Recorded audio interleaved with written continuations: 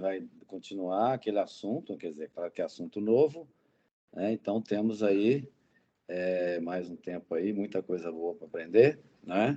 Os vários aspectos aí do curso, né? Veja que é um curso, esse curso nosso é um curso introdutório, nós estamos dando algumas aulas, né? É um curso aprofundado, deveria ter muito mais tempo, muito mais aulas, claro, né? Então é uma visão geral da tecnologia, né? Ou então, Leonardo, com você, aí os seus recados iniciais, né? Uma coisa importante a lembrar aqui para vocês é também, além de se inscrever lá na Academia ICT, tá? É importante aí, né? De certa forma, a Huawei deu um apoio, né? Está dando um apoio, está dando aqui material, e seria interessante, eles esperam que os alunos se registrem na academia também, né? Além de tudo. Então, vamos lá, Leonardo. Boa aula para você. Desculpa, gente. Né? Ok, professor. Muito obrigado. Então, a primeira coisa é desejar boa noite a todos. Sintam-se todos bem-vindos, né? Para a gente poder, vamos falar assim, conseguir fazer um fechamento assim, dessa parte de arquitetura de redes 5G. Né? Então, como uma página do livro que tem a frente, o verso, a frente nós vimos na última aula, né? Que seguramente é a parte mais importante que faz a rede 5G fechar, que é a parte de protocolos. Só que no verso da página tem a parte de telecom, que é uma parte que dá o sustento, né? E é a partir do desenvolvimento de telecom que as ações realizadas, né? As ações almejadas da rede 5G, elas vão ser implementadas, né? E a aula de hoje vai falar sobre isso, né? Eu não tenho a pretensão de querer esgotar, né, o conhecimento a respeito disso aqui, é realmente fazer uma apresentação, e é bem nos moldes da última aula também. Inicialmente, né, uma vez dadas as boas-vindas, eu vou pedir a todos a gentileza de verificarem os seus microfones, ok? Manterem os microfones todos fechados durante a apresentação. No final da aula, eu vou abrir para que vocês, eventualmente, venham a fazer algumas perguntas, caso haja dúvida, né? Lembrando que também existe o nosso fórum de perguntas no grupo, que inclusive já está aberto, tá à disposição. E já agora vocês podem colocar, que a gente vai procurar correr atrás, né, daquelas perguntas que nós não soubermos responder. E, enfim, eu gostaria de avisar que essa aula está sendo gravada, e ela está sendo gravada justamente para oportunizar aos alunos que não estão presentes sincronamente nesse momento a poderem dar continuidade ao curso mesmo estando presente. A todos vocês que estão presentes, é importante lembrar que existe a lista de presença, que ela está disponível no Moodle a partir de agora, das 19 horas, e todos vocês têm condição de poder. Na verdade, é necessário, porque ela tem uma valorização, né, em termos da presença aqui. A gente acha importante que essas aulas ocorram, né, para que a gente possa ter certeza de que, uma vez você assistindo essa aula, você tenha tido acesso a esse conhecimento que está sendo passado aqui. Relembrando, né, que hoje o curso é sobre rede 5G, né? E na aula passada nós demos a primeira aula em termos de arquitetura e hoje nós vamos dar a segunda aula em termos de interface aérea. É muito muito interessante, é muito legal perceber que quando a gente nomeia, né, 5G, o que é rede 5G, a gente está colocando embaixo de um guarda-chuva muitos e muitos conceitos, muito trabalho, muita tecnologia. Né? Nós temos um enfoque na última aula em termos de protocolo, né? E nessa aula a gente vai dar um enfoque em termos de hardware. Então, nos últimos anos, tantas ações foram tomadas, né, para que nós tivéssemos performance coerentes, a disponibilização de serviços, hoje que são serviços incríveis, né, que a rede é capaz de fazer, transmissão de vídeo e tal, e com o 5G muito mais. Mas é importante todo mundo saber que não é uma coisa só, não é um ponto que a gente está oportunizando, não é isso. É um conjunto de tecnologias, né? Esse conjunto de tecnologias é um conjunto recebeu a contribuição de um número muito grande de pessoas do mundo todo durante muitos anos para a gente chegar nesse resultado. E hoje está conseguindo fazer uma coisa que é um desafio, né? Que é justamente juntar um assunto tão interdisciplinar, tão multidisciplinar quanto as redes 5G, a ponto de sermos capazes da gente efetivar essa tecnologia conforme ela está. Ela vai ser hoje dada uma pincelada, um tapa, como é que isso foi possível. Né? É dentro desse escopo que a aula de hoje vai acontecer. E eu dou, mais uma vez, boas-vindas a todos vocês. Então, particularmente, essa é a minha última aula no curso e eu espero estar ao nível de levar esse conhecimento a cada um de vocês. Mas eu não estou sozinho, e isso é um ponto muito legal, porque nesse grupo aqui, né, de profissionais, de professores, de alunos, nós temos muito conhecimento e abordagens múltiplas, várias linhas de pesquisa estão aqui reunidas. Então, para oportunizar a turma todo esse conhecimento, eu vou pedir, né, aos professores, instrutores presentes aqui, para a gente poder, assim, à medida que vocês sentirem uma necessidade de complementação, se vocês perceberem que podem, né, acrescentar no curso, fiquem absolutamente, acrescentar nessa aula aqui especificamente, sintam-se à vontade para fazer toda a intervenção que vocês julgarem necessárias e importantes, porque todos nós, né, aprendemos, né, inclusive eu, né, é exemplo que nós vimos da última aula. As intervenções que nós tivemos foram muito positivas, né? Então, os professores, né, os instrutores aqui presentes, sintam-se à vontade, por favor, interromper, porque, como, né, são muitos conhecimentos, a gente não domina, tem muitas áreas que eu vou apresentar que não são a minha área de pesquisa. Então, por favor, nos ajudem, assim, para a gente poder, né, brilhantar a presença desses 46 alunos que aqui agora estão conectados, além dos instrutores. Muito bem, 47.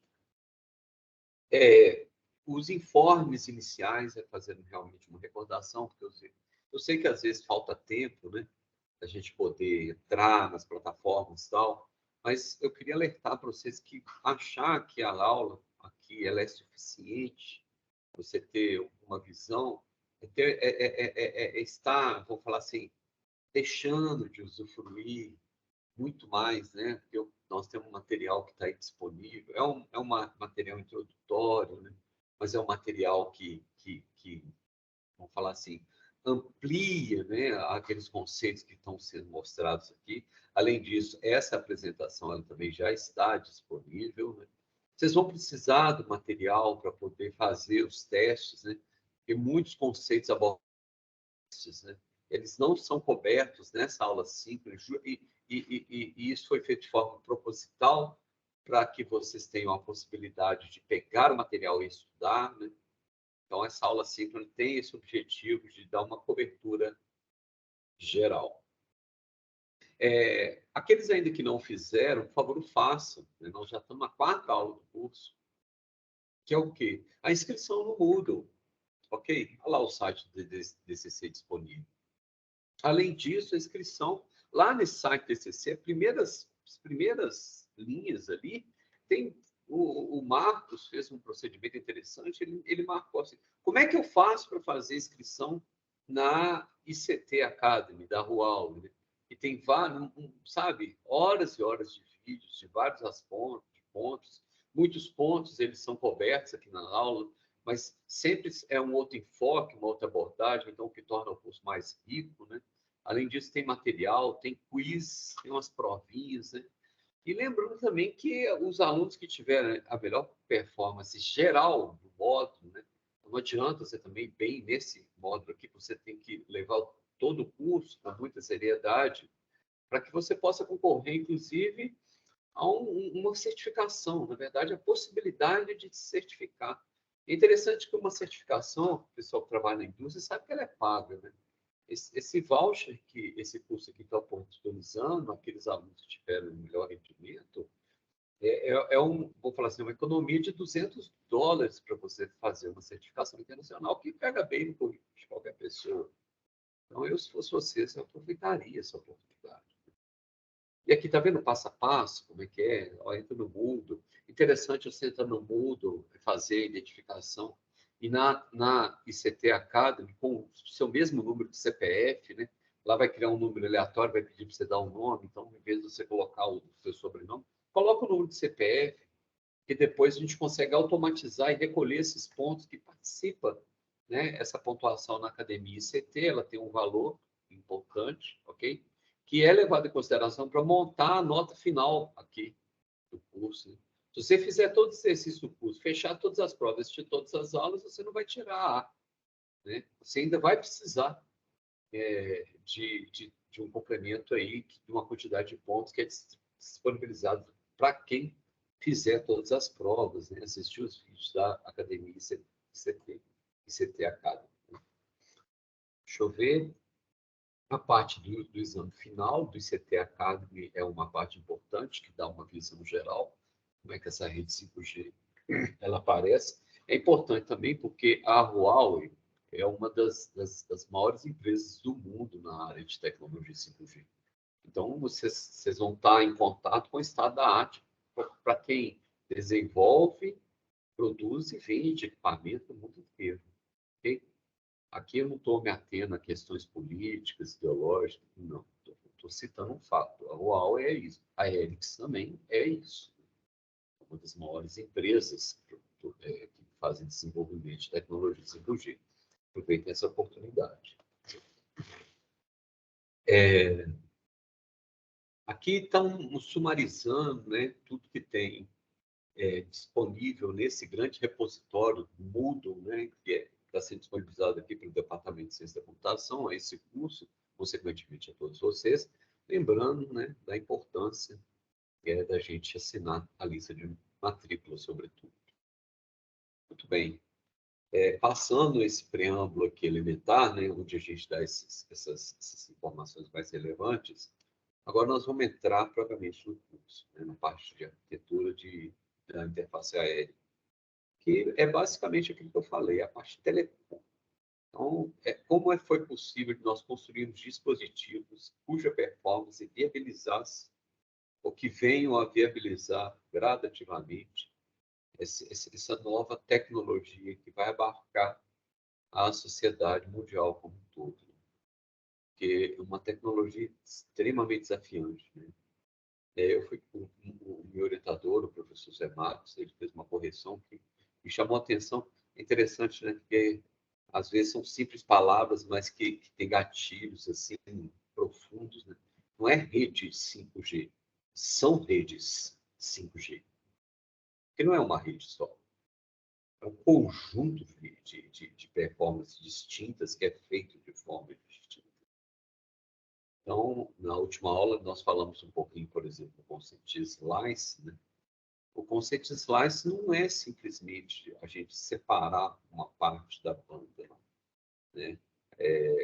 Tem toda uma parte de reserva de recurso, seja lá na camada de transporte, seja na camada de enlace, toda uma lógica de sinalização interessante. Então, a gente fica com uma visão muito reduzida. Né? A gente fala assim, olha, enlace não é uma coisa específica. Enlace é um conjunto de filosofias que, agregadas nesse contexto de rede 5G, promove, né, o slice, né, que eu estou dizendo, a possibilidade de várias redes virem a trabalhar simultaneamente. Como eu falo assim, várias redes trabalhar simultaneamente? Nós temos uma parte de performance que vai trabalhar com IoT, a gente vai ter uma outra parte que vai trabalhar mais com EMBB, como nós vimos, que é mais disponibilizar um conjunto, uma banda mais larga para transporte de dados, uma quantidade maior de vídeos, né? Jogos, na internet, né? Segurança, hoje é uma parte também que a gente tem um apêndice da aula que a gente vai falar sobre segurança, é uma parte muito importante. Enfim, nós temos um conjunto aqui de ações e de tecnologias e elas agregadas, elas geram como resultado a performance da rede, essa forma de trabalhar, esse tipo previsto de recursos que vão ser oferecidos. E aí eu queria chamar a atenção nesse ponto, né? Que é uma tecnologia disruptiva, né? Não é uma tecnologia, não, são várias tecnologias juntas sobre esse grande guarda-chuva que chama-se redes 5G, mas disruptivo. Né? Disruptivo no sentido assim, é na nossa forma de interagir enquanto sociedade, muito provavelmente isso vai mudar. Hoje, né, eu tenho 48 anos, eu vejo as gerações anteriores, os meus filhos, por exemplo, eles não têm a menor noção que a minha mãe marcava comigo 1 hora de eu ligar. Como assim marca 1 hora para você ligar? Porque antigamente o telefone só tinha fio, né? Então era difícil, não era toda casa que tinha. Você ligava numa hora específica, sua mãe estava esperando. Enfim, se você não conseguisse ligar, você tinha que ir para a rua procurar um orelhão, você naquela casa onde você estava numa festa, por exemplo, que tivesse. Então, o comportamento da nossa sociedade muda de acordo com a tecnologia que é disponível. Hoje, cada um tem um telefone e você fala com a pessoa a hora que você quiser, dependendo do uso da pessoa. Tem pessoa que usa o telefone para... Basicamente, você tem acesso ali às pessoas. Então, essa tecnologia mudou a maneira das pessoas lidarem umas com as outras. Né? É nesse sentido que eu falo que é uma tecnologia disruptiva, que a gente vai conseguir mandar uma quantidade de dados absurda, né? Em termos até do que a gente vê hoje, que já é incrível, é muito, muito legal. Então, o 5G, ele olha para você ver, aqui está falando atende a indústrias, ele vai empoderar as indústrias. As indústrias vão ter um nível de autonomia muito maior. Isso a partir do momento quando todos os sensores de uma indústria, quando vários dispositivos, entendeu? De uma indústria, eles estiverem todos ligados na rede, então a possibilidade da gente trabalhar com várias informações, a possibilidade da gente trabalhar com interações, uma coisa mais ligeira, vai dar outra dinâmica do que a gente hoje tem visão do que é produção. E o controle disso, como é que isso vai acontecendo? Então, uma pessoa, ela pode, por exemplo, assim, ver como é que está meu depósito agora. Né? Então, uma empresa de segurança vai poder fazer um monitoramento de N estruturas grandes, né? Por exemplo, assim, depósito, fábrica, com várias câmeras. E se a gente parar para pensar, lembrando da última aula, não é que todas as câmeras vão estar mandando imagem o tempo todo, não. A gente vai ter, nós vimos um pouquinho, nós vamos ver mais até o final do curso, inteligência artificial fazendo gestão, né, de câmeras, de ações que são realizadas em dispositivos de forma remota, que eles vão estar disponíveis na rede, ok? Então, é basicamente esse que é o ponto onde a gente começa essa nossa rede 5G. Quando esse curso estiver concluído, a gente vai falar basicamente que eu espero, né, que vocês sejam capazes de listar as principais tecnologias de interface 5G, escrever algumas tecnologias de segurança. Ter uma noção do que é segurança de rede, porque esse é um apêndice importante, sabe, gente? Se a gente está trabalhando com dados, a gente está trabalhando com dados sigilosos, a gente está reduzindo latências, a gente está trabalhando com tantas informações assim que vão estar disponíveis na rede, elas vão ser possíveis serem acessados por qualquer pessoa. Então, os nossos protocolos de comunicação de segurança, eles vão precisar ser muito mais aprimorados. Tipo a maneira com que as pessoas vão depender de serviços de rede exige, né, que essa parte de segurança seja uma parte extremamente bem desenvolvida, né? Tão desenvolvida quanto a inteligência dos hackers que tentam buscá-la. Né?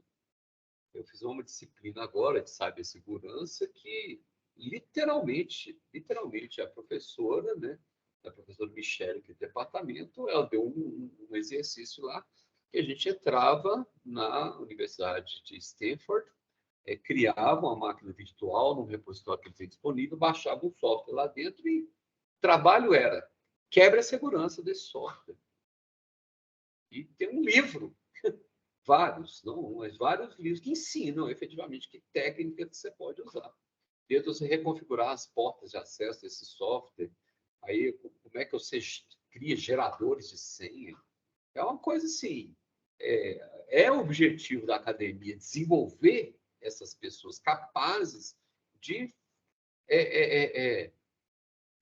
superar a segurança que hoje está instalada. Essa é a única forma de criar ações para possibilidades futuras, possibilidades vindouras, né, de comprometimento de segurança.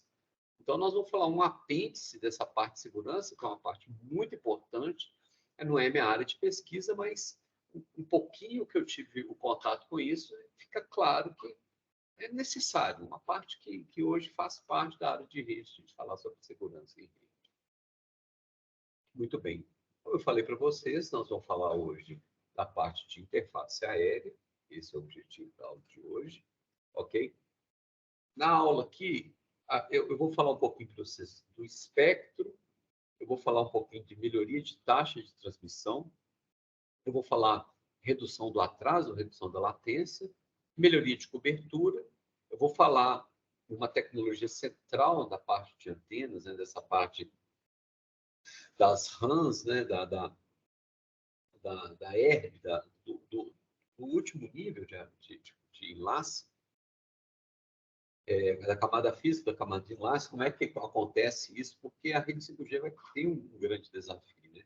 E essa parte de MIMO, ela é crucial para garantir o funcionamento da rede, se a gente está trabalhando, inclusive, com um espectro muito mais amplo, que é o caso da rede 5G. Ela não vai parar na FR1, que é 7,5 GHz, né? A nossa banda está estendida, né? Tem um sub-3 GHz, ela tem entre 3 a 7 GHz aproximadamente, e essa faixa de até 7 GHz é só a primeira parte. Essa rede está sendo idealizada para trabalhar com uma parte de frequência na ordem de 26 GHz. É uma frequência altíssima. A onda eletromagnética propagada dessa frequência, ela tem características muito diferentes do que uma onda eletromagnética propagada numa frequência mais baixa. São outros fenômenos que passam a ser, eles começam a ficar mais perceptíveis, começam a interferir mais na qualidade da nossa comunicação. E olha, eu não vou tratar aqui de temas específicos de sistemas de comunicação. Não vou falar nada de interferência simbólica, nada disso. Mas eu vou falar um pouquinho como é que a gente é capaz de poder superar alguns desafios através dessa tecnologia. Mas, como eu disse, é uma introdução, é uma coisa muito peremptórica, é uma coisa muito introdutória, só para vocês terem um pouco a noção como é que isso aqui vai funcionar. Ok? E, por último, a gente vai fechar a aula de hoje com a parte de segurança de rede 5G. Parte, como eu disse, muito importante. Muito bem.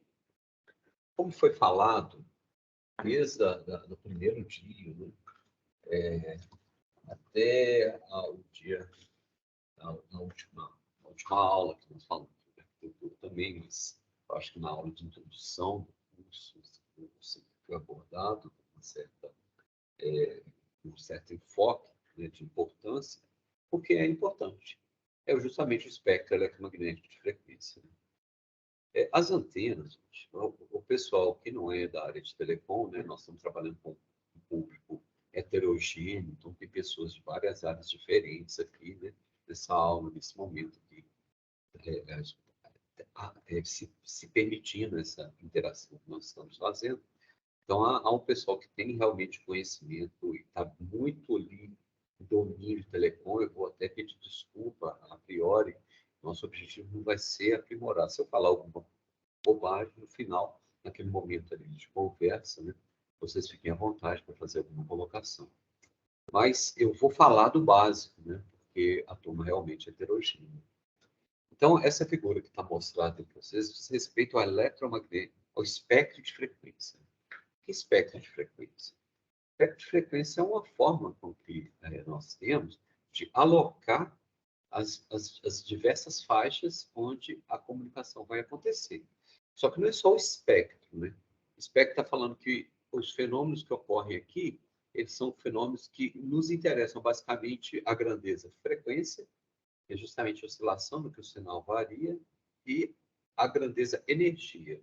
Então, frequência é abscissas, energia é ordenado, né? Só que daqui a gente consegue também tirar outros conceitos, como é o caso de banda, né? Ou seja, do início até o final, naquela janela de frequência onde a comunicação vai acontecer. Essa é a ideia de banda, né? Então, olha lá na figura. Essa primeira banda primária para 5G, né? É chamada FR1. Então, a gente está trabalhando em torno de 410 MHz. Frequência para telecom é uma frequência baixa. Uma frequência, na verdade, é ondas médias, que é isso.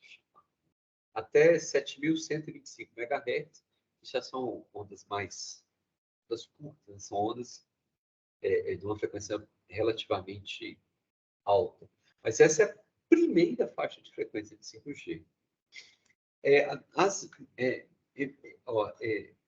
as ondas milimétricas, né, que é esse símbolo MM Wave, né, MM de 20 milímetros, nós estamos trabalhando em uma reserva de espectro na frequência basicamente de 8 GHz, 39 GHz, 60 GHz e 73 GHz.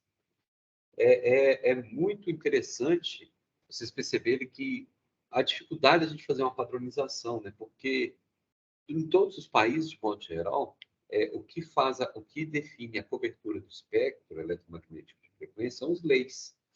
E para cada país que desenvolveu sua tecnologia nativa, ele usou uma parte do espectro conforme quis. Então, não há uma convenção qual parte do espectro. A gente chegar numa convenção, por exemplo, FM em todo quanto é lugar é de 88 MHz a 108 MHz. Né? Mas aí chegou uma convenção, isso é tudo organizado para que produtos de um determinado país possam ser vendidos em outros. Né? E 5G também já enfrenta esse desafio, porque algumas dessas faixas aí, ó, elas são, por exemplo, assim, reserva militar. Né? Tem faixas que são destinadas à comunicação do exército, em alguns países, outros não. Então, o país que criou a tecnologia, ele já aproveita e ele já aloca aquelas frequências onde ele tem janela, que não necessariamente vai depender. Bem, isso aqui é só um preâmbulo, basicamente, para poder falar para vocês o seguinte: os fenômenos eletromagnéticos que ocorrem em todo esse espectro, eles são comuns. Só que à medida que a gente vai aproximando da velocidade da luz, a oscilação do nosso sinal, a frequência, o quanto que o nosso sinal muda de nível, né? Vai de 0 para 1, de 1 para 0, né? É uma frequência que ela vai se aproximando ali da velocidade da luz. Outros fenômenos que na faixa de frequência mais baixa não são relevantes, eles passam a se tornar importantes, eles passam a interferir na qualidade do sinal. Eu falei a palavra interferência simbólica para aquelas pessoas que quiserem fazer uma pesquisa, acho que é um ótimo ponto de partida de entender como é que a frequência, a frequência do sinal trafegado, ela interfere realmente em como que esse sinal trafega no meio, uma vez que a impedância característica do ar, ela é uma relação entre a condutância, né, sigma, e a reatância, né, do próprio vácuo, do próprio universo. É interessante, eu poderia filosofar muito a respeito disso, mas basicamente as antenas são dispositivos inócuos que elas casam o gerador com o ar, okay? Com o universo. O universo tem uma impedância característica do meio. Ela é definida pela permeabilidade relativa e pela condutância. Né? Essa impedância característica do meio, ela é em função da velocidade de propagação da onda. Então, o que acontece? O gerador de sinal que está do lado de cá, ele gera o sinal, esse sinal ele entra no cabo, ele é conectado a uma antena, E a antena, ela meio que ela dobra o universo de maneira a transmitir esse sinal, a garantir que parte desse sinal ela vá para o universo.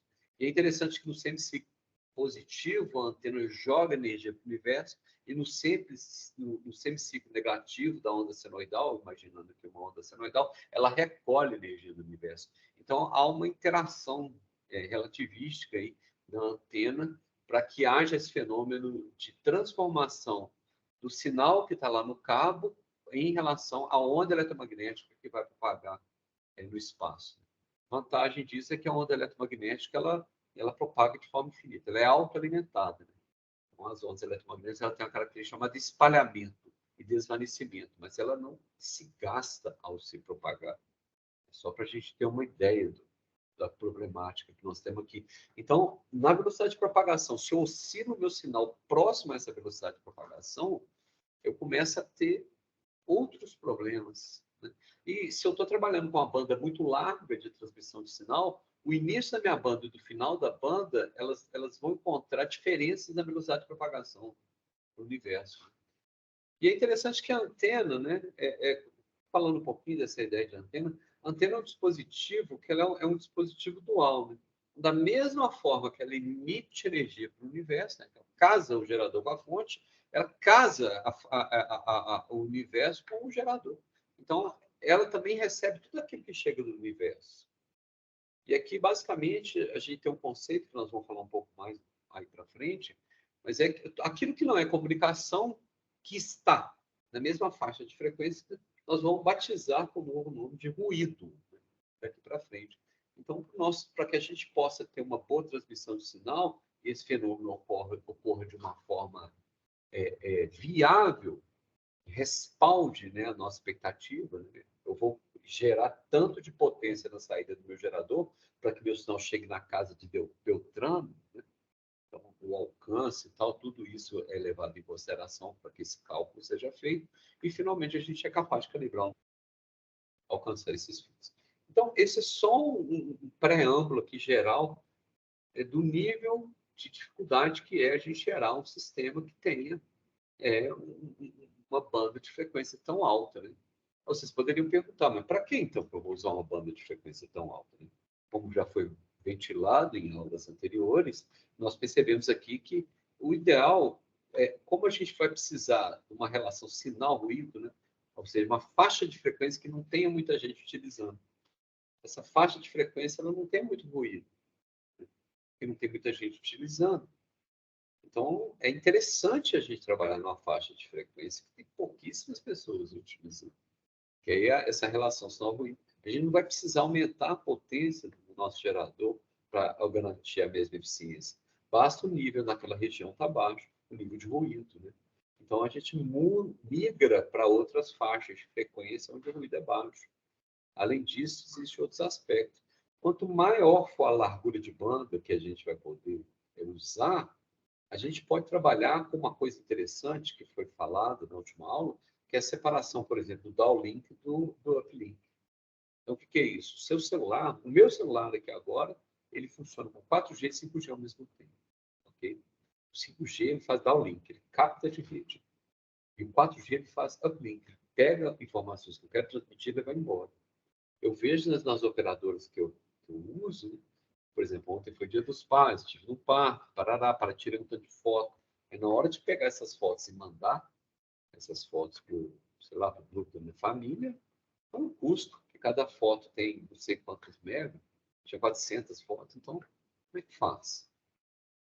Então, esse desbalanceamento entre downlink e uplink é um desafio. Desafio esse que vai ser superado pela forma com que a gente desenvolver a tecnologia. Eu vou mostrar ao longo dessa aula um pouco mais. Essa figura é uma figura ilustrativa que mostra na prática o que acontece quando a gente trabalha aumentando o nível da nossa frequência. Né?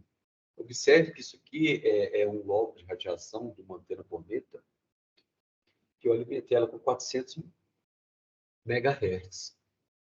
Quanto maior for a frequência que eu alimentar essa mesma antena é uma antena de banda larga, né, usada na área de compatibilidade eletromagnética, mais curto o lobo de radiação ele vai iluminar.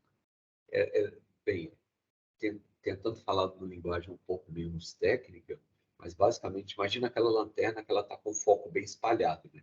Aí a gente vai regulando para que esse foco fique junto. Quando a gente junta esse foco, a gente consegue ir mais longe com a luz, mas a abrangência é menor. Então, aquilo é luz, aquilo é onda eletromagnética. Isso acontece com as antenas também. Se a gente trabalha com a frequência mais baixa, a potência transmitida ela tende a ser mais abrangente. Né? Esse negócio de potência transmitida ser abrangente, na telecom se chama lóbulo de radiação do nosso sinal. Ele vai alcançar uma área maior. Se a gente trabalha com frequência menor, esse lóbulo de radiação ele tende a ser mais estreito. Né? Então, ele tem uma vantagem, ele tem uma relação sinal-ruído bem melhor, né? Mas ele tem uma desvantagem que é a cobertura. E é justamente nesse ponto que essa tecnologia LIMO, de aglomerados de antenas, né? Todas interconectadas no mesmo rack, no mesmo bastidor, né? Vai buscar corrigir. Porque quando a gente implementa a tecnologia 5G, a gente quer a mesma cobertura, ou melhor, do que a tecnologia 4G. E se tem esse fenômeno relacionado, a única solução possível, ao invés da gente usar 8, 16 antenas, a gente usar 64 antenas para alcançar o mesmo fim. E nós vamos usar 64 antenas, ok? E aqui eu só vou mostrar como, né? Essa que é a ideia que está por trás, né? Então, quando a gente fala em novas tecnologias de interface aérea, a gente tem que aumentar a taxa do nosso sinal. Isso aqui também é uma das consequências de aumentar a frequência. A partir do momento que a gente está trabalhando uma banda de frequência maior, a gente tem a chance de poder aumentar a taxa de frequência do nosso sinal. Né? Quando a gente trabalha com uma relação sinal-ruído mais baixa, a gente tem várias tecnologias ali ligadas a isso, elas podem promover a redução da latência. Né? Então, estrutura flexível do nosso sinal. Nós falamos um pouquinho na última aula, hoje a gente vai falar um pouquinho dessa ideia de slot dependente. Então, a maneira com que a gente ocupa, né, essa banda da mensagem do nosso sinal. Né? Aqui eu estou falando só de banda passante. Né? Vamos falar assim, depois que você tira a porta, depois que você demodula, tira a portadora fora, trabalha só com a banda passante, só com o seu sinal efetivo, existem tecnologias, né, de como separar esse sinal, e essas tecnologias dependerem de dispositivos mais aprimorados, né, o resultado é essa ideia da gente ter maior clareza e identificação do tempo em que o sinal acontece. Né? Então, não só identificar o que é zero, o que é um, mas se a gente está trabalhando com uma sincronização entre fonte e receptor, e tudo que a gente vai trabalhar aqui é sincronizado. Né? Então, esse tempo onde começa o bit e ele termina, ele é muito importante para a gente ter êxito na obtenção da mensagem que ela chega através das ondas eletromagnéticas. A gente tem um desafio aqui de melhoria da cobertura, né? Porque se a gente vai estar trabalhando com uma frequência maior, perdão, com a mesma antena, a gente, na verdade, vai ter uma cobertura menor. Mas todos esses desafios eles foram vencidos através de várias tecnologias que foram agregadas até a gente chegar nesse resultado que são as redes 5G. Né? Então, aqui é só um comparativo. Eu já fiz até uma marcação de texto aqui, só para vocês terem uma ideia. Né? Então, na rede sub 3G tem uma boa cobertura. Né? Isso é uma vantagem, mas como desvantagem ela tem uma largura de faixa limitada. Na banda C, né, a gente vai ter uma largura de faixa de banda mais larga. Né? Só que uma desvantagem que a gente tem é o desbalanceamento entre o uplink e o downlink. Que a gente baixa muito mais informação da internet, né, do que a gente transmite. Agora, e quando a gente quiser transmitir? E a ideia é a gente começar a transmitir coisas que têm uma qualidade melhor. Então, em vez de mandar aquela figurinha com uma resolução baixa, daqui para frente você transmite imagens, né, com uma resolução altíssima. E micro-ondas é a maior banda de frequência ainda, muito maior, mas ela tem uma baixíssima cobertura e alto requisito de desempenho. Aqui eu coloquei algumas ações políticas de implantação, né? Na verdade, eu estou apresentando, porque esse material ele já chegou já pré-formatado, esse conteúdo já existia lá na plataforma UOL, e nós fizemos a tradução e uma adequação. Né? Em tradução, quem fez a tradução foi uma universidade parceira que disponibilizou, nós adequamos os textos aqui e o curso todo para ficar no formato que nós entendemos ser legais de apresentar, mas basicamente esse material está falando um pouquinho, né? Qual que é a vantagem, qual que é a desvantagem, que ações são tomadas para corrigir essas desvantagens para cada uma das partes da faixa do espectro eletromagnético de frequência. Né? Muito bem. Uma das partes mais importantes que existem na nossa abordagem, esse entendimento, né? Para que aumentar a frequência, ela vai ser explicada lá do básico mesmo, lá do teorema de Shannon. Né? É basicamente que ele tem uma equação, que é uma equação bem simples, né? Mas que estabelece relações muito importantes para o telefone. Ela fala que C aqui, ó, que chama capacidade do canal, ela é uma relação entre B, esse B é a largura de faixa, ou seja, o quanto do espectro que o meu sinal ocupa, vezes a relação sinal-ruído do ambiente que o meu sinal ele vai ser transmitido. Okay? Então é o seguinte, para eu transmitir uma dada largura de faixa, eu vou gastar uma quantidade de potência. Essa é a ideia. Se tem um lugar que tem muito ruído, eu vou ter que aumentar a minha potência. Só que quando eu aumento a minha potência, por mais que nós trabalhemos com geradores adaptáveis, eu sempre vou ter uma redução da minha largura. Ok? Então, o que eu preservo, o que eu não preservo, isso aqui, gente, só para me dar uma ideia para vocês, lá para engenharia de telecomunicações, eu gasto uma aula só nessa equação. Essa aula nossa aqui toda, eu fico uma aula só falando das consequências filosóficas, né? E que a gente tem em relação à equação. Para vocês aqui, como é uma pincelada, eu vou me limitar aqui a dizer para vocês que a relação sinal-ruído ela define a capacidade de transmissão de informação do nosso sinal. Okay? E a largura de faixa também, porque quanto maior a largura de faixa, então eu estou abrangendo mais área do espectro, abranger mais a área do espectro, proporcionalmente a densidade de potência espectral vai aumentar. Então é um limite mesmo. Para eu dar continuidade a esse raciocínio aqui, eu queria mostrar para vocês aqui só são duas transparênciazinhas, tá? Para a gente poder falar aqui desse fenômeno chamado modulação. Modulação é basicamente a gente misturar dois sinais. Né? Então, a gente vai pegar um sinal que ele é adequado, ele está alocado adequadamente na faixa de espectro de interesse, e a gente vai misturar esse sinal com o sinal de mensagem, né, que a gente está querendo transmitir. Geralmente, o sinal de mensagem, ele tem uma largura de faixa, ele tem uma frequência menor do que esse sinal portadora, né, que está alocado ali no espectro. E a gente pode alterar as características dessa portadora de forma proporcional ao sinal de mensagem. Olha aqui nesse gráfico, ó, a onda senoidal esquerda acima é portadora. Essa onda senoidal abaixo aqui é a mensagem, né? Então, isso aqui é modulação analógica, né? Então, isso aqui é um FM, é um AM. Né? Mas, basicamente, aqui, o que acontece? Se eu modular a minha portadora coerente ao sinal da mensagem, multiplicando esses dois sinais, só que multiplicar no domínio da frequência não chama multiplicar, chama convoluir. Quando eu convoluo esses dois sinais aqui, como eu tenho essas três possibilidades de convolução. Ok? Se eu convoluo a parte da amplitude, né? Então, fica o sinal AM, amplitude modulei. Então, modulo a mensagem da minha amplitude. Eu também posso modular a mensagem na minha fase. Fase é basicamente exatamente onde começa a onda.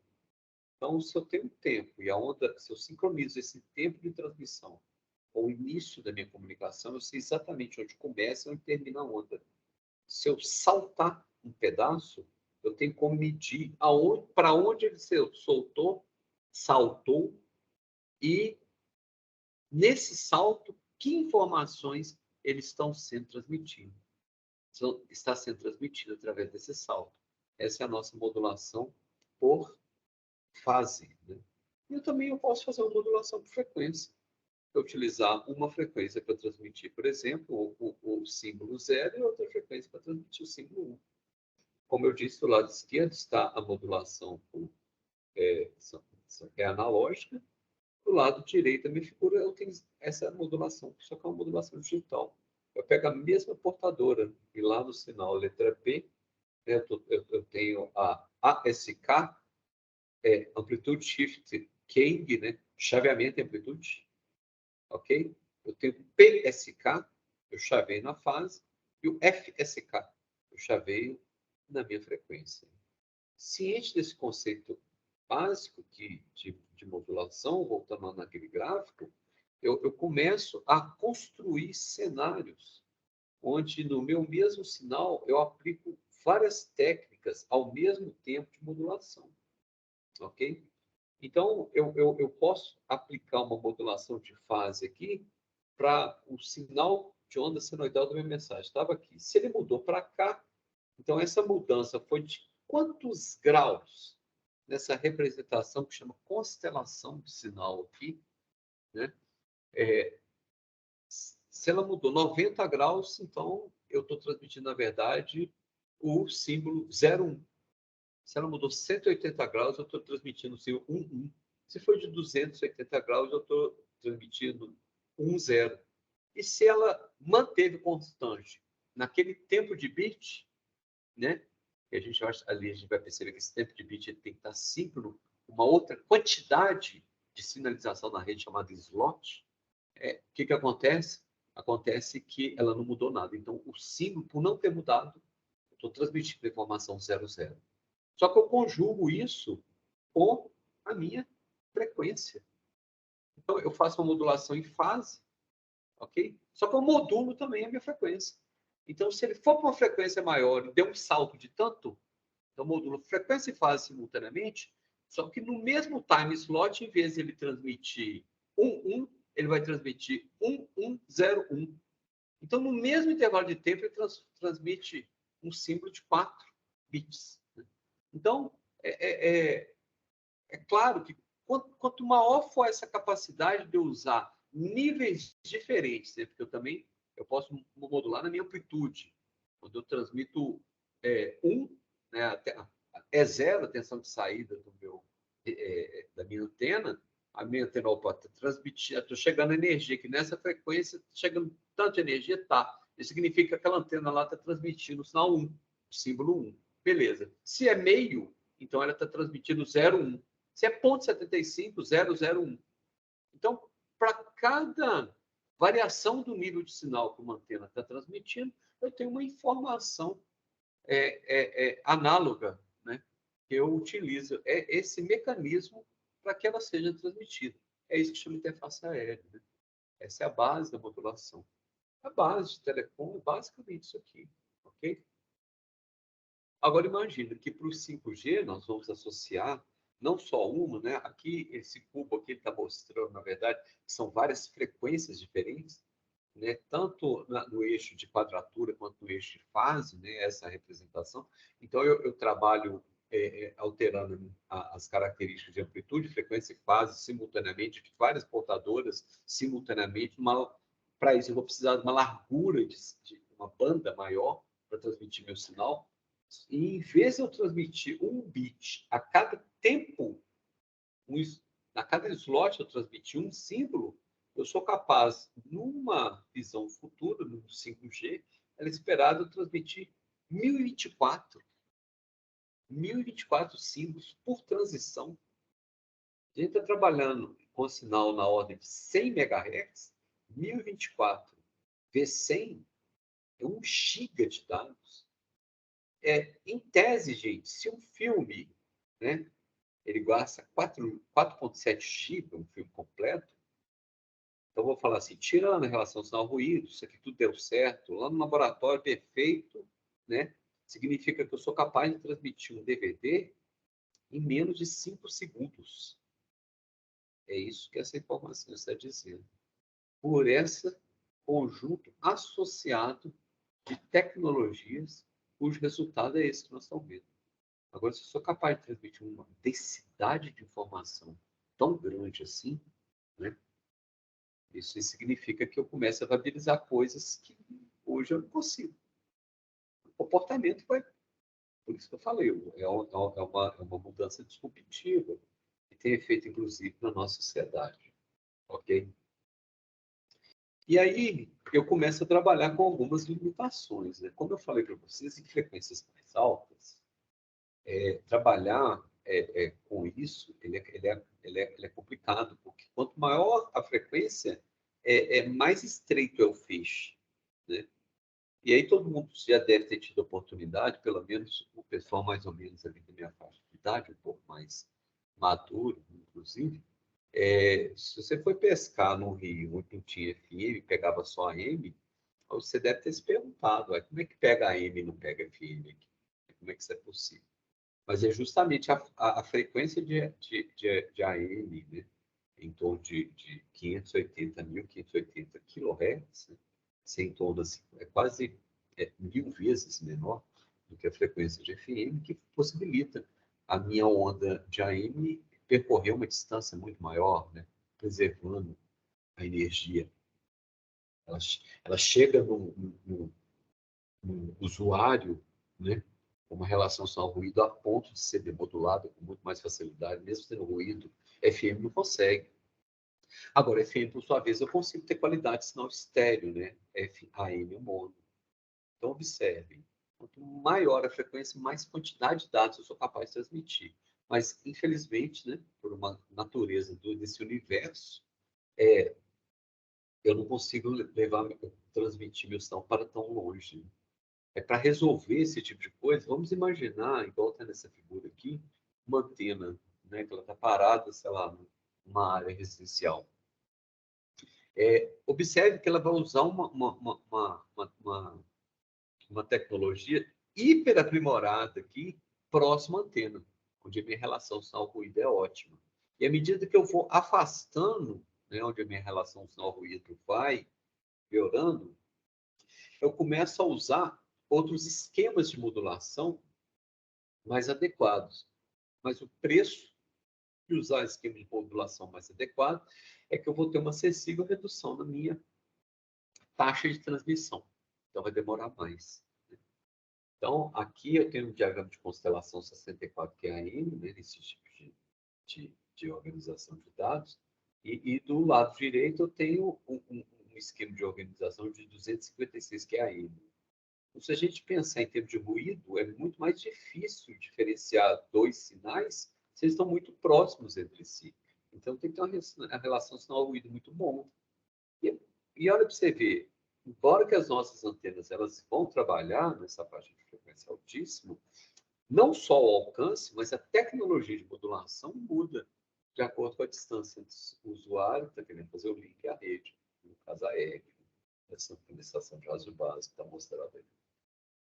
Então, a gente vai lançar mão de vários esquemas de modulação em função de vários parâmetros que são coletados a partir do momento que estabelece o link entre o meu celular e a respectiva antena nele conectado.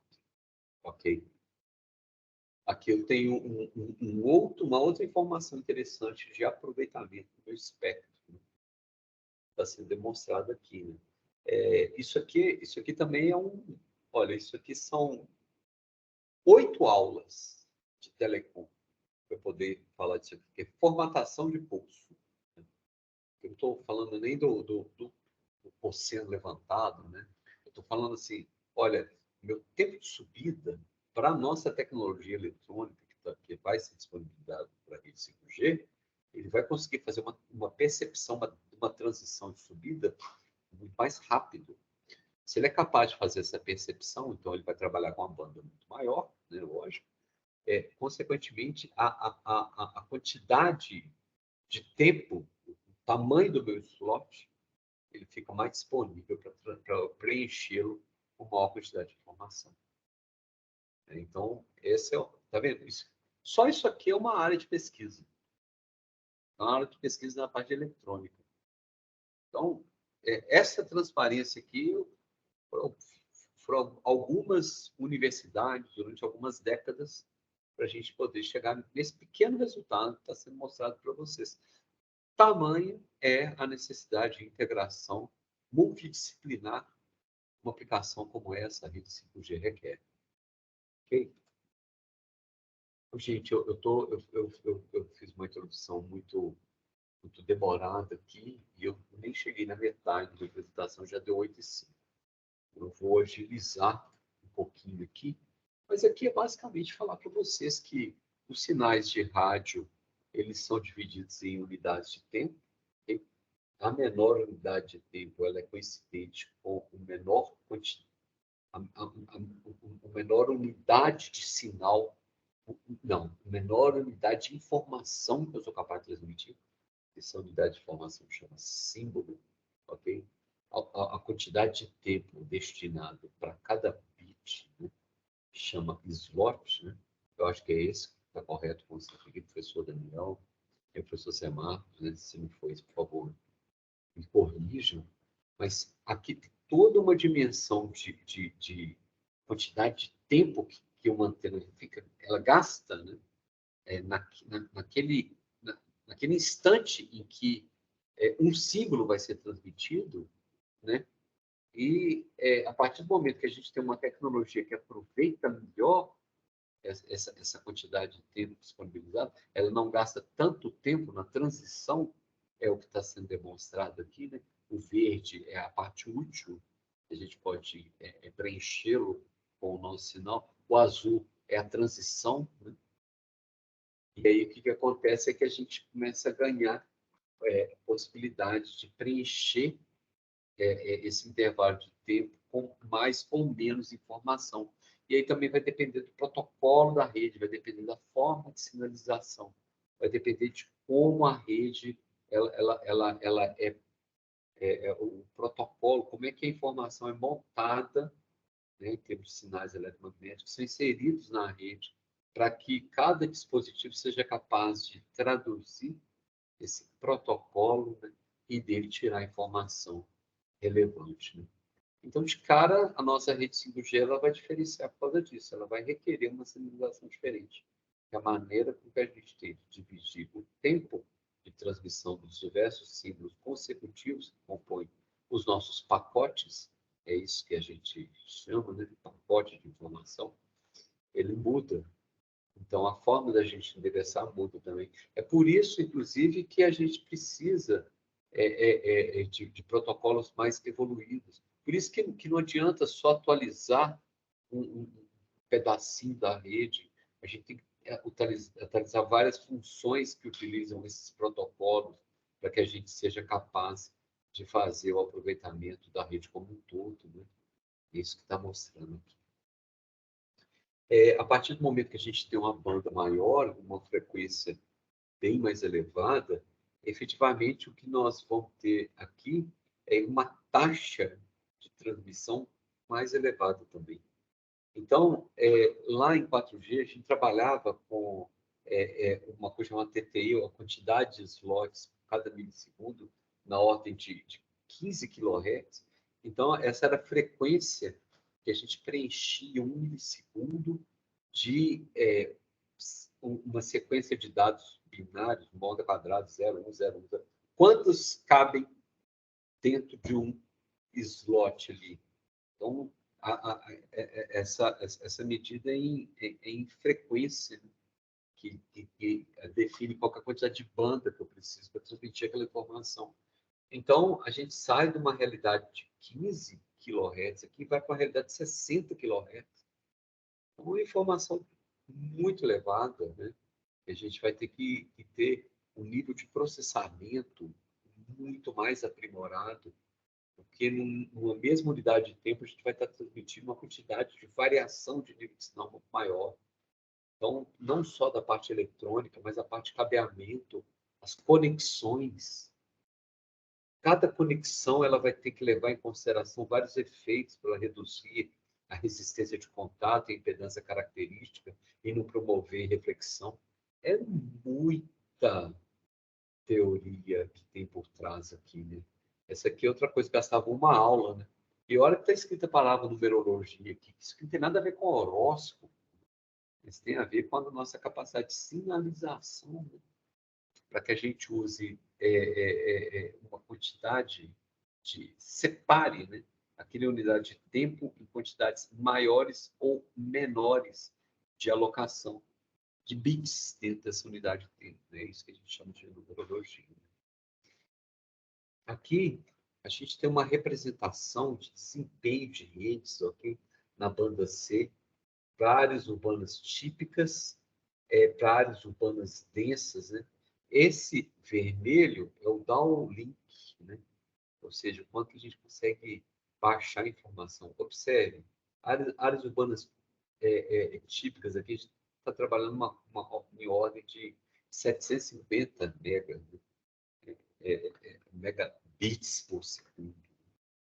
A partir do momento que a gente for trabalhar com áreas urbanas densas, ele cai para 3 vezes, cai para 1/3 isso. Né? Então, e olha o uplink, que é o azul, como é que cai muito mais. Então, isso aqui dá uma ideia para a gente de como também a quantidade de dispositivos que são conectados, eles interferem na performance da rede como um todo.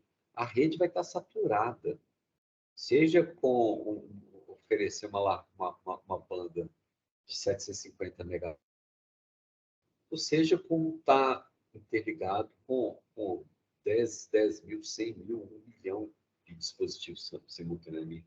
Mesmo se esse 1 milhão de dispositivos transmitirem uma quantidade baixa de informação. Né? Então, às vezes, pode ser, por exemplo, um medidor de água. Um medidor de água do futuro, né, do futuro que vocês vão ver, né, ele vai estar ligado à internet. E não vai mais ter um cara que vai cobrar. Ele vai ter um medidor, um sistema de gestão ali, que a empresa vai mandar um sinal para o sistema de gestão, corta água, vai cortar água no sistema de gestão. Vai medir qual é o seu consumo para o sistema de gestão. Só que, como você gasta água devagar, você não precisa transmitir muita informação de uma vez. Você faz uma leitura por dia, por exemplo. Essa leitura por dia é suficiente. Então, você vai precisar de um... Imagina, o medidor é uma conexão de internet na sua casa a mais, só para o medidor de água. Mas essa conexão ela vai emitir uma quantidade de dados pequena. Aí você fala, mas isso não é nada. Agora, quantas casas existem no quarteirão? Quantos medidores de água? E quantos medidores de luz? Então, cada dispositivo desse que eu vou agregando, eu vou ocupando um pedacinho da faixa. Só que como são muitos e muitos, e a previsão é que seja alguma coisa em torno de 100 mil dispositivos por quilômetro quadrado, é muita conexão da internet. Por isso que chama Massive IoT, né? Internet das coisas, né? É uma aula aí para frente que vocês vão ver bem isso. Mas, basicamente, nós vamos saturar a infraestrutura. E a infraestrutura é feita para trabalhar saturada. Né?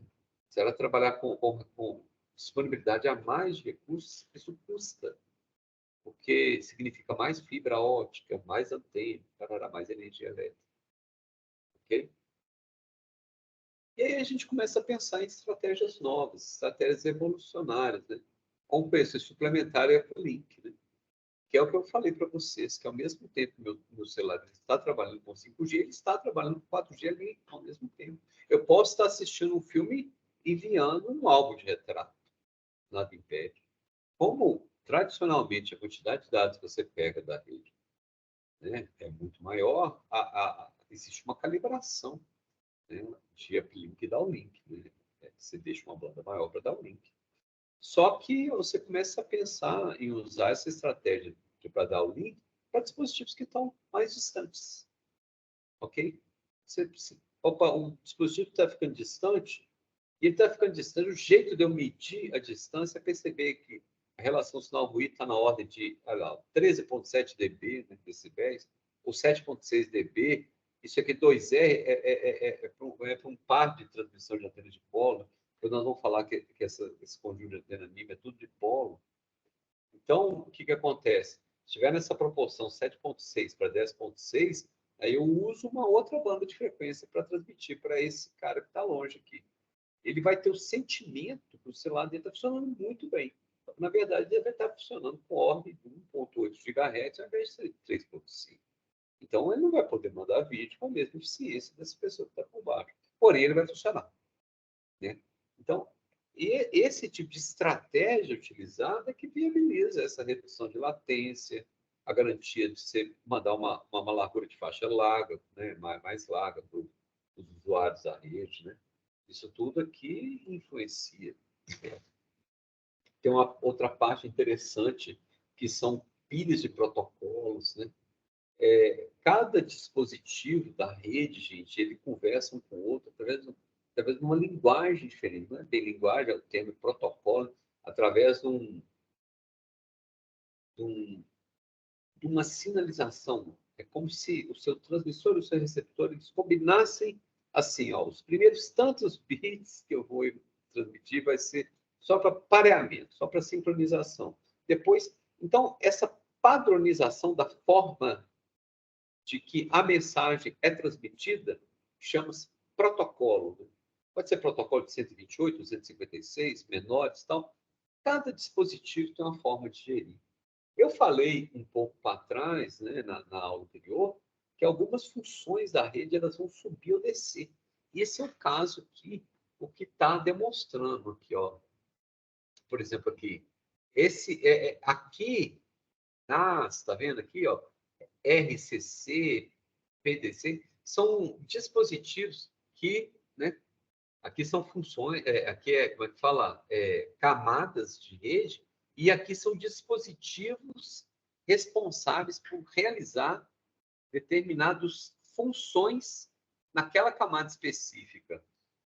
Nós vamos pensar que a gente vai ter que fazer uma outra gestão de pilhas de protocolos para que a gente aproveitar, para a gente ter um melhor aproveitamento dos recursos que estão disponíveis na rede. Por exemplo, se a gente estiver trabalhando com um usuário que está querendo assistir um filme no provedor local, por exemplo, no Netflix, ele não precisa esse tráfego, que tem um grande volume de dados, trafegar por toda a rede. A gente pode pensar em alocar um data center próximo a ele e sinalizar e fazer uma orquestração desses dispositivos que realizam essas funções aqui, para que o seu usuário ele receba diretamente esse data center. Então, todo aquele fluxo de rede que iria para a rede, não vai mais. A rede fica disponível para outro serviço, enquanto que aquele data center começa a alimentar de dados um determinado usuário. Devidamente autorizado, devidamente analisada a parte de política, né, de tributo, se o cara está em dia, pagou tudo em dia, está tudo certo, tá? Pode permitir a conexão? Pode. Então, cada função dessa que eu estou falando é realizada em uma camada de rede. Então, o cara entrou. Na hora que ele entrou em rede, ele precisa de identificação, né? Porque se está comunicando na internet, ele tem que ter uma identificação. Essa identificação chama-se IP, ok? E aí, de acordo com o tipo de serviço, o serviço requisitado vai ser realizado parte no celular, no dispositivo, ou ela vai ser realizada no core da rede, ou então, como esse caso eu estou falando, uma coisa local.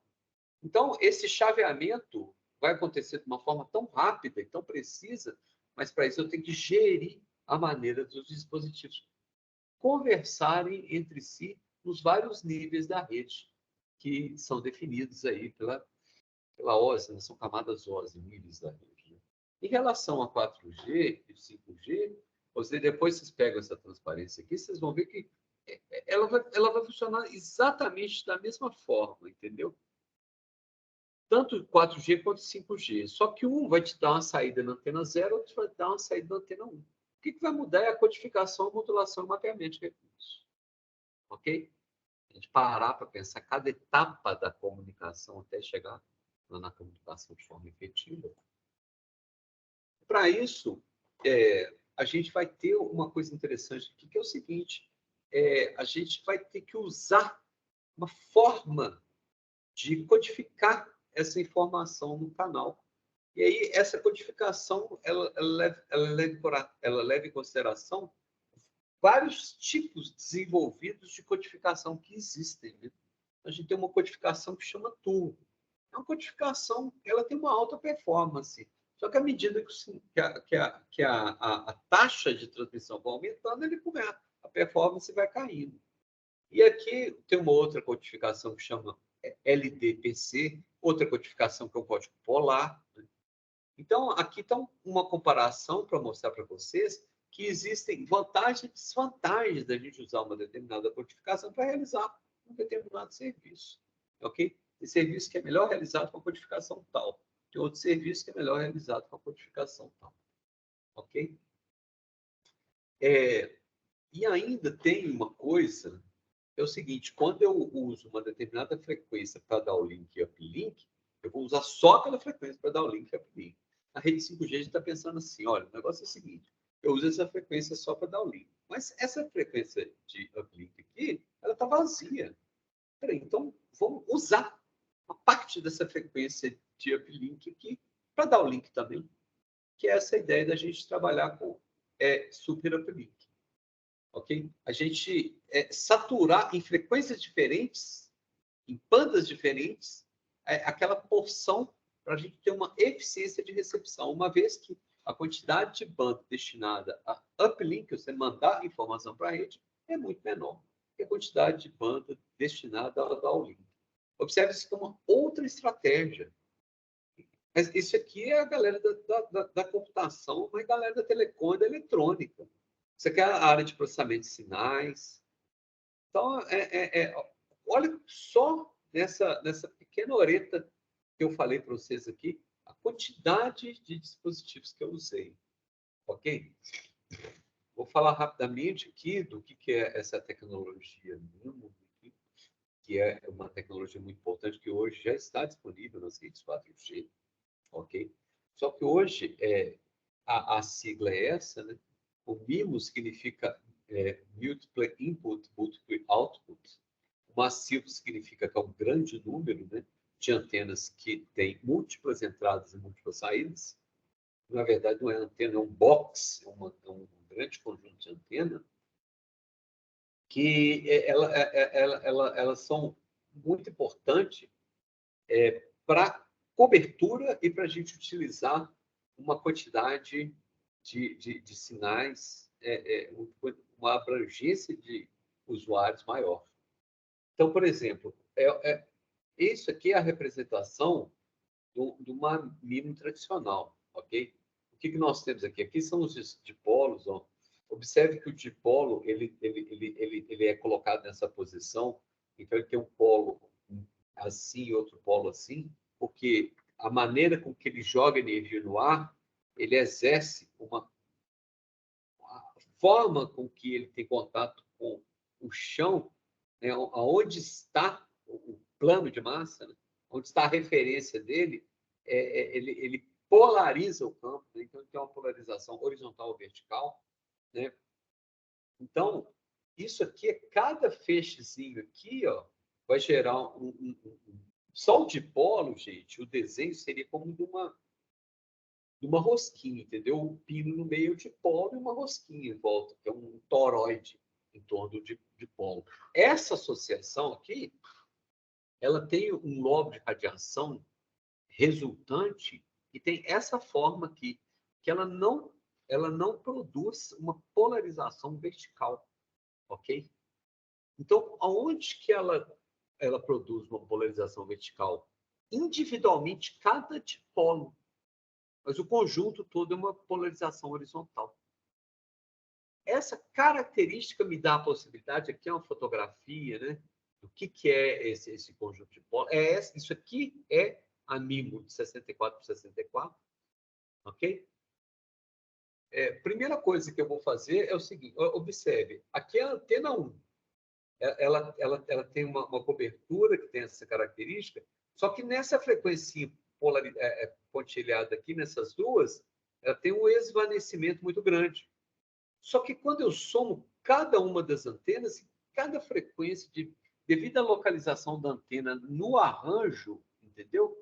Ela vai ter esses esvanecimentos em pontos diferentes, de maneira que a resultante do arranjo vai ser baixíssimo nível de esvanecimento.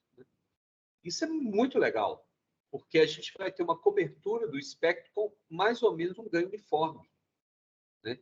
Isso significa que você não vai... Bem, vamos falar, se fosse uma modulação aí, você ouviria o sinal abaixar o volume e aumentar, de acordo com a variação da amplitude do meu sinal. Né? Isso aqui é só uma representação, só para vocês terem uma ideia. Né?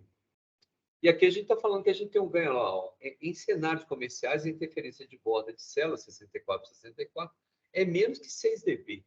Borda de célula. Né? Então, esse logo de radiação, a forma com que o campo eletromagnético ele é propagado, ou ele chega, ele é percebido, vamos falar assim, primeira aula de antenas do pessoal de telecom, eles estudam o seguinte, eles calculam um dipolo ideal num plano de massa infinito.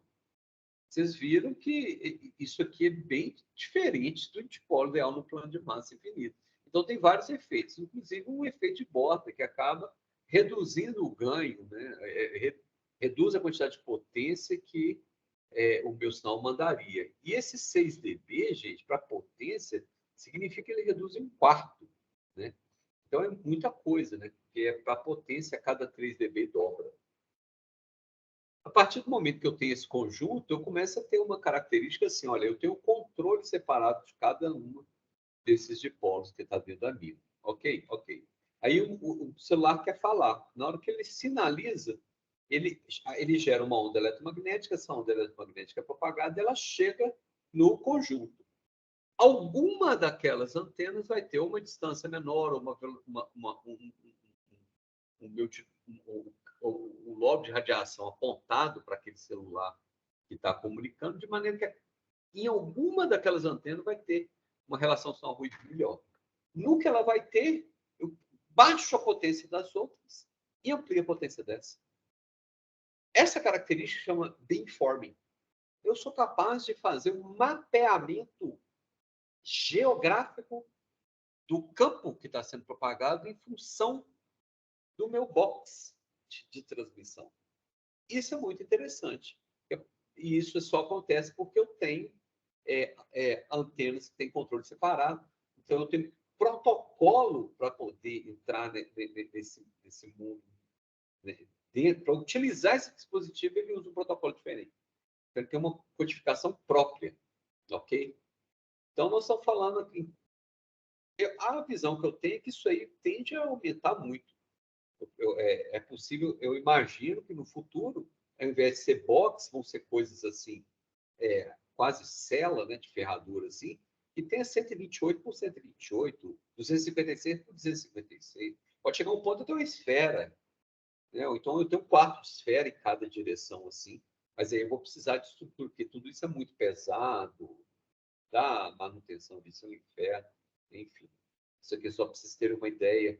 A gente desenvolveu essa tecnologia e usa ela dessa forma para que um usuário que estiver em movimento, a gente seja capaz de manter o ganho da antena mesmo com o movimento desse usuário, ou a gente ser capaz de determinar com precisão aquele usuário que se conecta com aquele dipolo específico, sem ter que aumentar a potência de saída de todos os outros dipolos, aumentando a minha eficiência energética.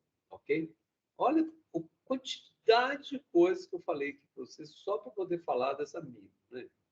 Que tem essa capacidade, né, de poder fazer esse beamforming. E eu posso pensar que ela também vai ter uma eficiência de transmissão em frequências. E quando o meu celular tem cada célula dessa trabalha com uma frequência, uma banda de frequência específica do celular, mas cada celular tem uma codificação própria.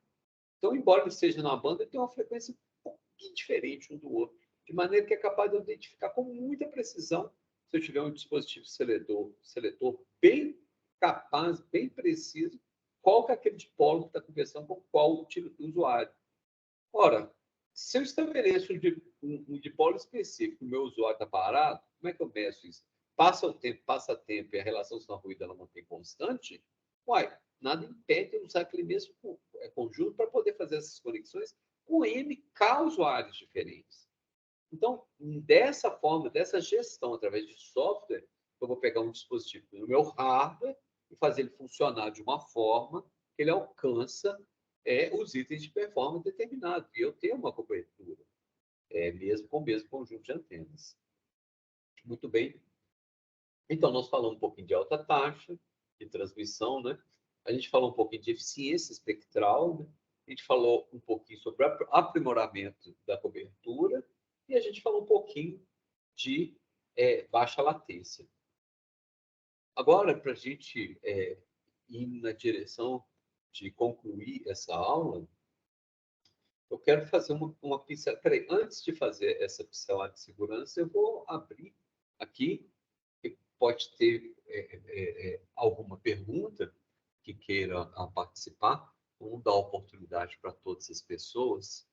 Deixa eu pegar aqui as minhas configurações. Ok, permitir o microfone. Ok, salvar. Eu estou vendo a mão levantada aqui. Alguém gostaria de fazer alguma pergunta, gente?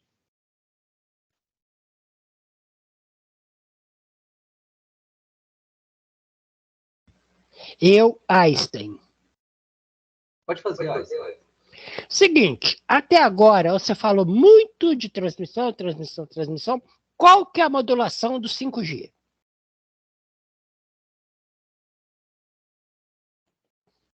Que nenhuma transmissão não tem, todas elas têm modulação, ou AM ou FM. Aqui, o Einstein, é porque, como um público heterodoxo, eu não quis entrar nesse ponto, não. Mas que AM é uma modulação. E o FM também. Desculpa, o Einstein, vou repetir a informação. Que AM é um tipo de modulação. Certo. Beleza? Beleza. Como que é essa modulação? Ela tem uma parte do sinal que ela é representada no eixo de fase e outra parte do meu sinal é representada no eixo de quadratura. Ok? Então, tanto a fase como a quadratura. Aqui não está dando para ver, porque é muito pequenininho, mas aqui a gente está vendo a raiz de E01. Esse raiz de E01 é basicamente o valor da amplitude do sinal sem modulação, então é o nível de sinal da portadora. O E01 é seno de φ1, que me dá justamente o seno desse ângulo aqui. O seno desse ângulo no início, com uma parte cosseno, ou seja, essa representação aqui dessa quantidade, você não está vendo meu mouse, mas a representação dessa quantidade aqui, e depois quando eu chaveio, né, eu vou para outro nível de seno do sinal de amplitude, é o tipo de modulação que a gente chama de modulação em quadratura, ok? Se a gente altera a fase dessa quadratura, aí a gente parte para esse QAM. O QPSK, ele é de quadratura também. Só que o PSK é Phase Shift Key, entendeu? Então, cada coisa dessa aqui é um esquema de modulação específico. Respondida a pergunta, Einstein?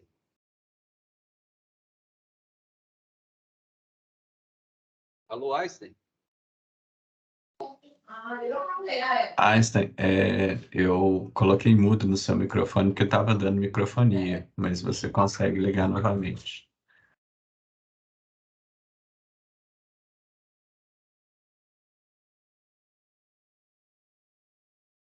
Ok, Einstein. Deu para ver que a gente passou pelas modulações?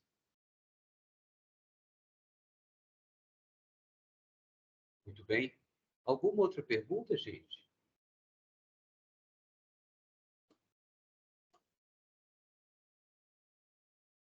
Ok. Então, vamos encaminhar agora aqui uma outra parte importante das redes, né? Que é a parte de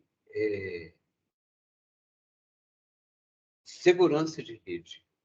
Ok? Essa parte de segurança de rede, ela é muito importante, porque a rede, como ela está representada aqui, ela oferece várias, como é que eu vou falar assim, várias possibilidades, várias frestas para que a minha segurança seja comprometida, ok? Então, está vendo aqui número 1, número 2, número 3, número 4, número 5? Então, esse número 1 aqui é o que a gente chama de interface aérea. É o primeiro contato entre o meu usuário e a RAM. Ok? Nesse momento aqui, o risco que a gente tem de ocorrer uma quebra de segurança aqui é a parte de espionagem. Então, pode ter um efeito que chama man in the middle, uma pessoa ser capaz de, com um gerador, um sistema de modulação, captar o sinal do celular, demodulá-lo e ouvi-lo. Ok? Esse aqui é um tipo, né? Um outro tipo, uma pessoa pode ter uma rede, eu acho que tem uma figura dessa aqui, ó. Aqui. Uma pessoa literalmente construiu uma rede fantasma, uma rede fake, ok?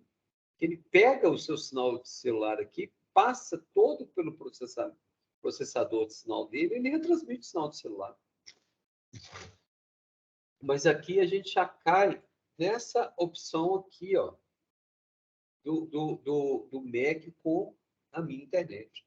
Cada brecha que a gente tem de conexão em rede aqui, ó, ela vai realizar como ela vai exercer como, ela vai resultar em uma vulnerabilidade, né? Então, nesse primeiro nível de vulnerabilidade aqui, é do meu usuário que acessa a rede, ok?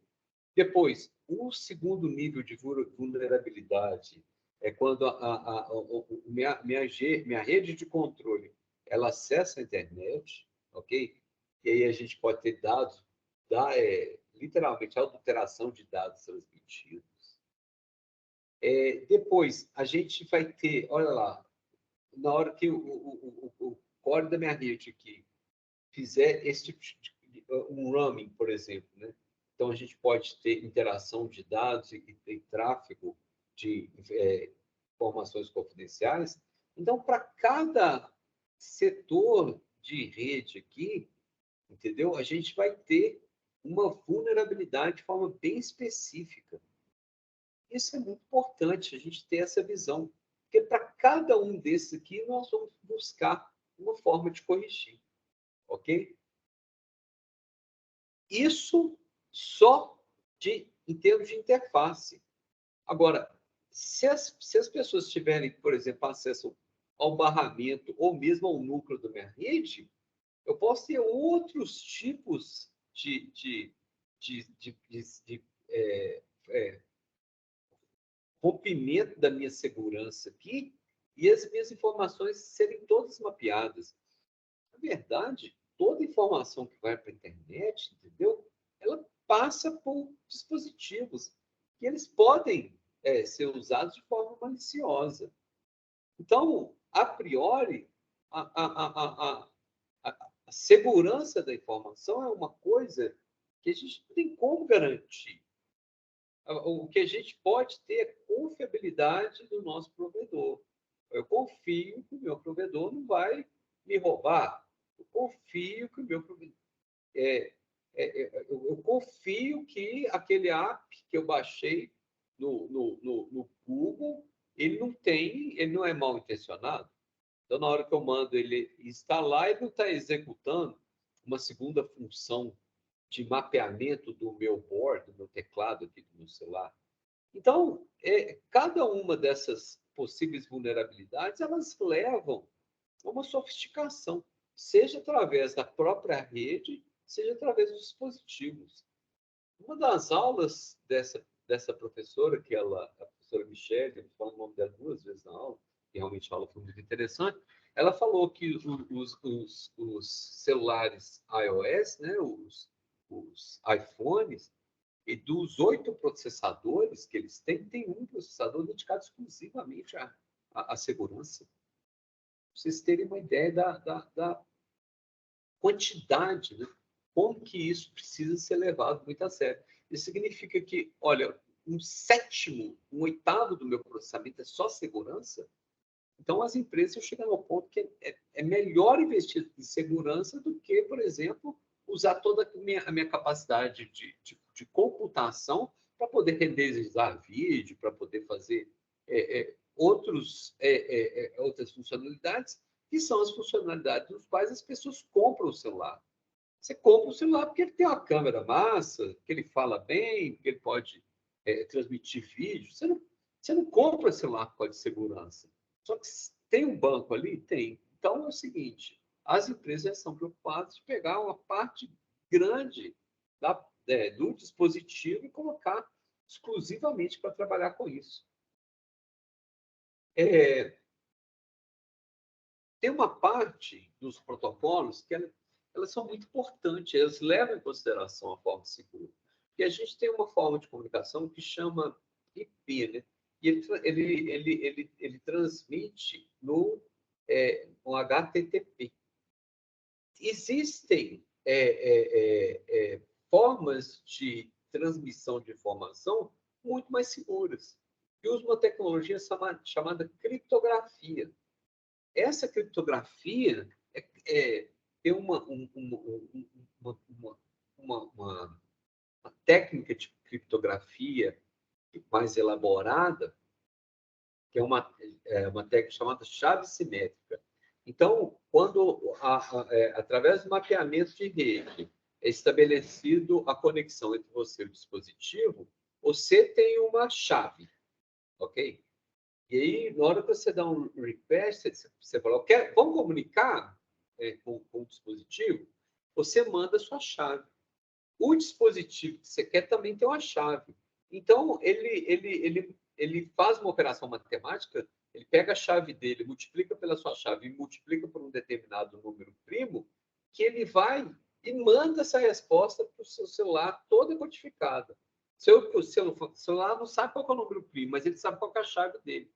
Na hora que ele divide aquele número ali resultante pelo valor da chave dele, ele compara lá na internet se aquele número de identificação do seu destinatário é aquele que está sendo declarado. Então, a partir disso, ele sabe, opa, realmente eu estou conversando com aquele dispositivo que eu queria. Esse processo de criptografia é uma grande metodologia para a gente reduzir possibilidades de comunicar com dispositivos fantasmas ou mal intencionados, ok? Então, esse é um nível de problema e solução. Tem outros níveis de ataques que exploram outras vulnerabilidades. Eu coloquei aqui alguns cenários, mas eu coloquei uma coisa que está escrito... esse tipo de criptografia, ele usa um protocolo específico chamado HTTPS.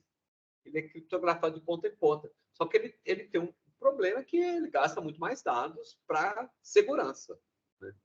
Então, vamos falar assim, a quantidade de informação em cada pacote de transmissão é menor. Mas existem alguns requisitos onde esse preço você vai pagar feliz da vida, né? Pode perder 1/8 de processamento do seu celular, não tem problema nenhum, desde que você garanta que na hora que você está digitando a senha ali do seu banco, do seu celular, seja realmente no seu banco, né? Porque o que mais tem aí é uma pessoa que pega e coloca um malware no seu celular, que ele redireciona a porta de acesso para um determinado provedor que vai capturando os dados. Quando ele consegue montar eu vou dar um exemplo hipotético, só para vocês entenderem onde é que nós estamos em termos de segurança. Na hora que ele consegue montar uma interface parecida com o seu celular, ao invés de você estar digitando no seu celular, ele joga uma submáscara. Você está digitando lá na Eslovênia, entendeu? Lá no Afeganistão, em algum lugar. E aí, o que acontece? A informação vai lá, é processada, volta, ele vai e manda para o site original. Aí você está achando que você está usando seu celular, achando que você está usando seu monitor. Na verdade, você está usando um monitor que está muito longe.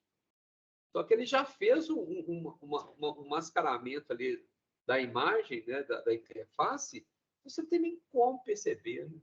Então, existem situações onde a segurança da informação ela é um requisito extremamente importante. Aqui eu estou falando para assistir YouTube, não. Eu estou falando para outras, acessar um banco, um serviço de emergência, enfim. Então, essa parte de segurança da informação é muito grande. Esses aqui são os problemas que eu falei. Eu tinha voltado na transparência anterior, porque eu queria falar sobre uma outra tipologia que tem, que é uma tipologia chamada DDoS, né? Que é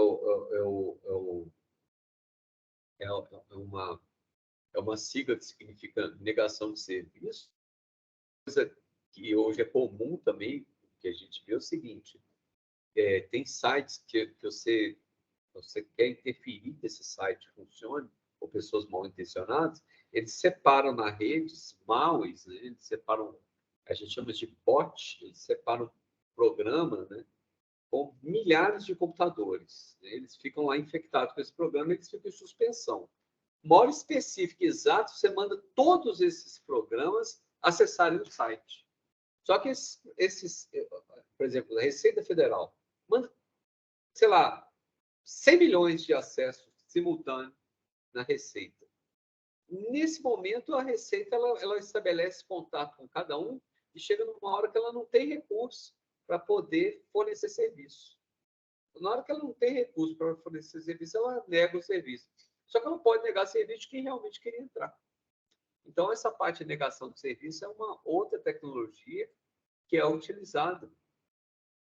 E existem ações em termos de softwares, elas são desenvolvidas para que a gente possa identificar o que é um usuário e o que não é. Todo mundo já deve ter preenchido uma fotografia, né, com 9 fotografias, com uma resolução bem baixa, falando onde é que tem um semáforo. Né? Aí umas fotos meio desfocadas, assim. Aquilo é uma forma de você garantir que é um usuário humano, não é um bot que está fazendo o requerimento de acesso. Né? Uma outra coisa que vai chegar com essa tecnologia 5G, a partir do momento que a gente está trabalhando com a quantidade de dados maior, a gente vai pensar em chaves de criptografia maiores. Né? Então, aqui tem uma transparência que eu acho ela muito legal, uma chave de 128 bits, né? Num computador, vamos falar assim, num computador normal, vamos pensar no call center da Google, computador normal, no call center não, desculpa, no data center da Google. Então, uma chave de 64 bits, ela gastaria em 3 a 4 segundos, né, para poder quebrar. Então, uma chave de 128 bits, esse data center gasta alguns trilhões de anos. Né? Só que uma chave de 108 bits, ao invés de digite a sua senha, tem 6 números, ele vai ter 60, né? 1, 9, tio, jogo da velha, enfim. Então, 128 bits é uma coisa já bizarra de você conseguir quebrar o código, né? Agora, hoje já está muito em voga, a gente já viu muitas pesquisas e existe o computador quântico. Ele não está industrial, você não pode comprar um computador quântico, mas tem pesquisas bem avançadas que já estão trabalhando com essa ideia de computador quântico. Até a parte de programação dele é complicada, porque ele não vai ser mais binário, vai ser octal, ele vai ter possibilidade de ter 8 posições diferentes. Então, o que acontece?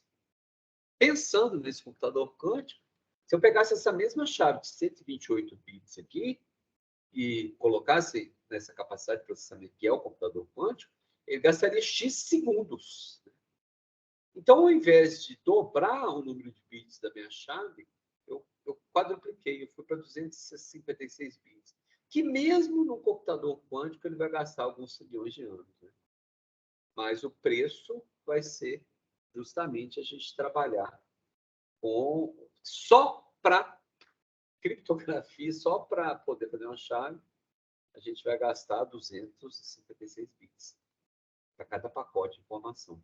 Só que esses problemas a gente já a gente já começa a superar, né? Então, por exemplo, o 4G em laboratório, os dados usuários podem ser alterados para falsificar DNS, né?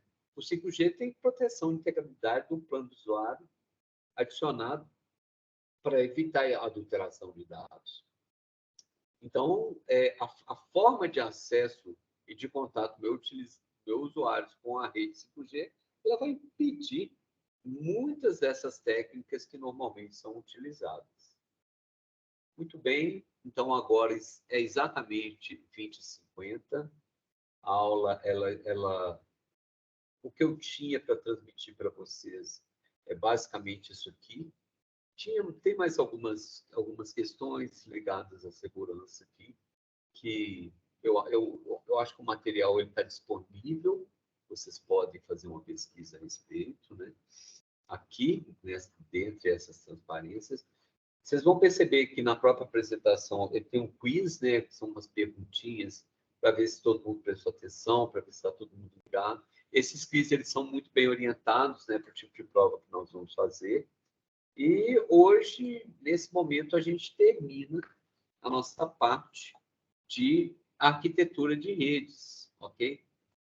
Então, lá na primeira aula, nós falamos um pouquinho sobre essa parte de protocolos, e agora a gente falou um pouquinho nessa parte de hardware, mostrando as diversas frentes possíveis que estão sendo desenvolvidas para que a gente tenha essa reforma, como é que fala? Tecnologia, essa performance garantida.